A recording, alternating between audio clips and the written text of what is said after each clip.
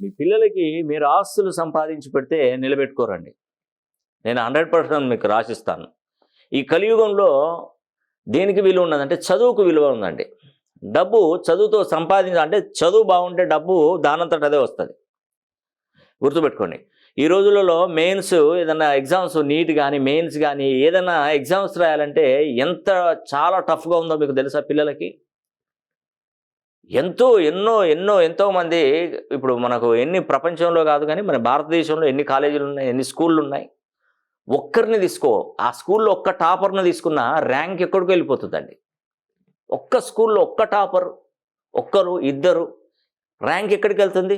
ప్రతి ఒక్క పిల్లవాడు కష్టపడి చదివితే ఎలా పైకి వస్తాడు?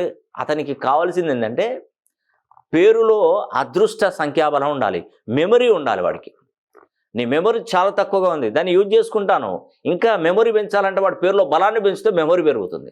అప్పుడు వాడు చదువులో ఫాస్ట్గా ఉంటాడు. నిజమండి, మీరు నమ్ముతారో నమ్మరో నాకు తెలియదు కానీ మీరు పేద కుటుంబం అయితే నేను చెప్తున్నాను, పేదవాళ్ళకే చెప్తున్నానండి.